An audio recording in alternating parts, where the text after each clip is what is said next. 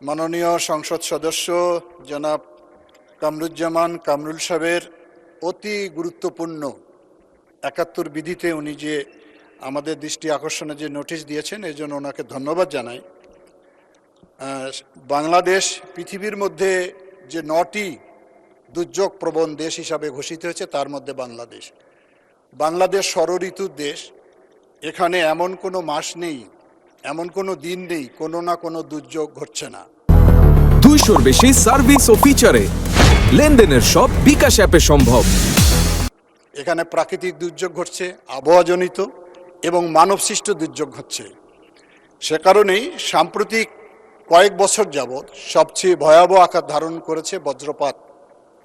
বিশেষ করে উনি যে এলাকার থেকে নির্বাচিত হয়েছেন হাওর অঞ্চলে এবং উত্তর অঞ্চলে প্রায় সময় এই বজ্রপাতে প্রাণহানি ঘটছে। এই ব্যাপারে এই বজ্রপাতকে জাতীয় দুর্যোগ হিসাবে ঘোষণা করা হয়েছে।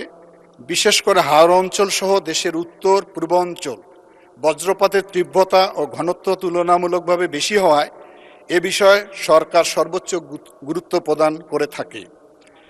বজ্রপাতজনিত প্রাণহানি ক্ষয়ক্ষতি হ্রাসে দুর্যোগ ব্যবস্থাপনা ও ত্রাণ মন্ত্রণালয় নিম্নোক্ত কর্মসূচি গ্রহণ করেছে। এটি হচ্ছে প্রথমত আমরা মনে করি সচেতনতা বৃদ্ধি করতে হবে, কারণ বজ্রপাত ভূমিকম্পর মতো কোনো আগাম বার্তা ছাড়াই কিন্তু বজ্রপাত সংঘটিত হয় বেশ কিছু সময়ব্যাপী। যখন আকাশে ঘন মেঘ জমে তখন যদি তারা নিজেদের একটি নিরাপদ আশ্রয় গ্রহণ করে তাহলে এখানে প্রাণহানি খুব কম হবে। সে কারণে আমরা চাচ্ছি যে আমাদের তরফ থেকে এই সময় আমরা ওই অঞ্চলগুলোতে সাইরেনের ব্যবস্থা করার পরিকল্পনা আমরা গ্রহণ করেছি, যাতে করে ওই সমস্ত কৃষক বিশেষ করে যারা মাঠে কাজ করে তারা যেন সময় মতো একটি নিরাপদ জায়গায় আশ্রয় গ্রহণ করতে পারে। আরেকটি বিষয় হচ্ছে যে প্রাকৃতিকভাবে এটাকে কিছুটা নিয়ন্ত্রণ করার জন্য প্রাকৃতিকভাবে তাল গাছ রোপণের একটা কর্মসূচি বিগত সময় নেওয়া হয়েছে। সেটা খুব বেশি এগোয় নাই, তারপরও আমরা মনে করি এটিও একটি কার্যকারী ব্যবস্থা। আরেকটি হচ্ছে যে আমাদের নিরোধক, অর্থাৎ বজ্রপাত হলে আমরা টাওয়ার বসিয়ে এটাকে নিয়ন্ত্রণ করতে পারি। সে ব্যাপারে আমাদের টিআর প্রকল্প থেকে কিছু ব্যবস্থা করা হয়েছে। আমি মনে করি এটা খুব বেশি কার্যকরী হয়নি। আমরা সাম্প্রতিক সময় এটি নিয়ে গবেষণা করেছি।